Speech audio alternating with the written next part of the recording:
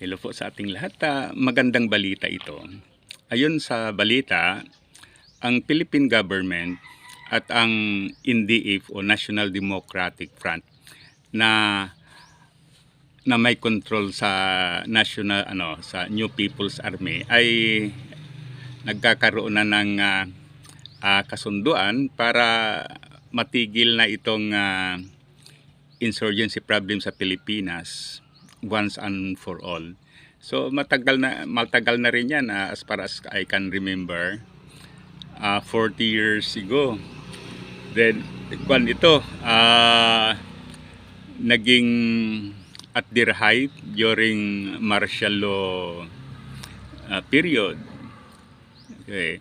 Pagkatapos sana mag-end na rin sa panahon ito ng anak ni dating President Marcos.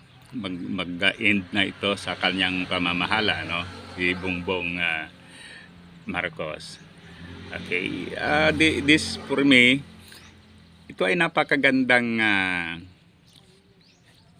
mangyayari sa Pilipinas kung talagang mangyayari ito.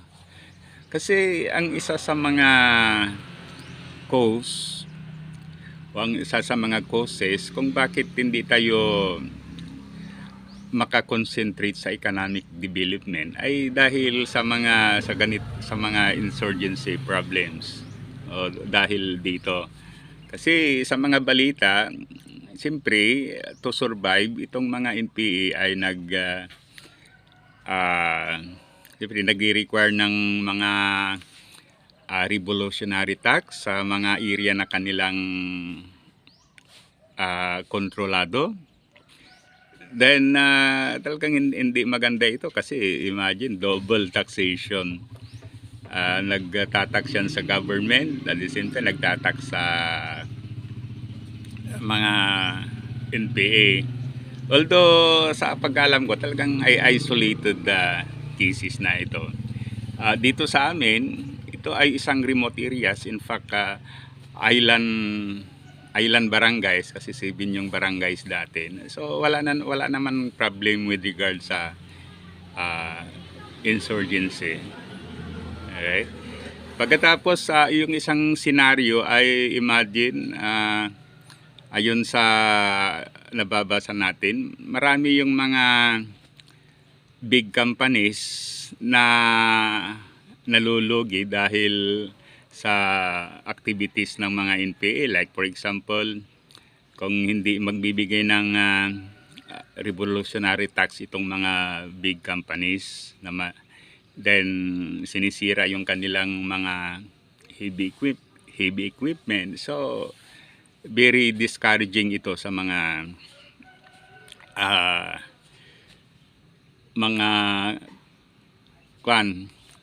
kontraktor, lalong-lalo na sa public works, ano? Pero lately wala naman tayong nababalita tungkol diyan. Kaya talagang tamang-tama na i-stop na natin.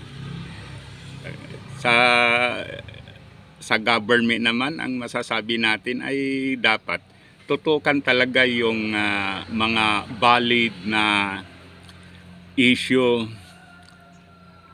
Kaya may mga Pilipino na sumasama sa mga NPA.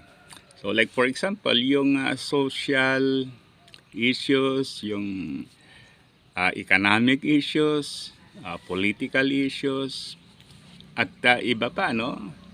Dapat lahat ng Pilipino, whether yung mga nasa rural areas o nasa mga urban areas, bigyan sila ng tamang pagkakataon, chance, opportunity, at saka assistance para bumuti ang buhay. Okay? Kasi ito yung I remember nung nandito tayo sa DSWD. So halimbawa sa isang napakalayong lugar, very limited yung opportunities to earn. Ang nakikita lang natin yung sila mag-uling, ng kahoy, yung magtanim. So that is not enough, no? Kaya yon talagang dapat ang mga different government agencies na tumutulong sa tao ay papasukin yung mga lugar para matulungan yung tao. Like for example, papasok ang DepEd, titignan yung mga estudyante, encourage sila na mag-aral. Pagkatapos, halimbawa, ang CHED, Commission on Higher Education, tignan yung mga college student na halimbawa na tumigil sa pag-aaral dahil sa kahirapan, then bigyan sila ng scholarship if they deserve. Then papasok ang DTI, Department of Trade and Industries, para maglagak ng kaunting kapital sa mga gustong magnegosyo. Maraming mga strategies, maraming mga paraan para matulungan yung mga kababayan natin sa mga liblib na lugar para hindi sila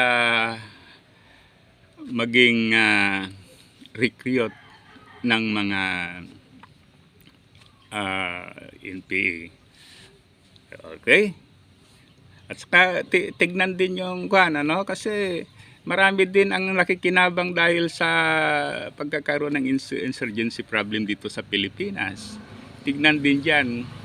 Kasi posible gagawa ng mga paraan yan para tuloy-tuloy pa rin yung insurgency dahil sila ay makinabang.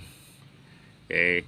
Pagkatapos, lately, yun nga, dahil pala dyan sa insurgency na yan, may mga officials, may mga department na gustong magkaroon ng confidential fund. Okay, sana tignan every aspect. Kung mahal natin ang Pilipinas, mahal natin ang kapwa natin Pilipino, then let us work with sincerity, na talagang with full heart para mapaganda ang buhay ng bawat Pilipino. So muli, thank you. Sana i-like at saka subscribe sa ating YouTube channel. Mabuhay tayong mga Pilipino.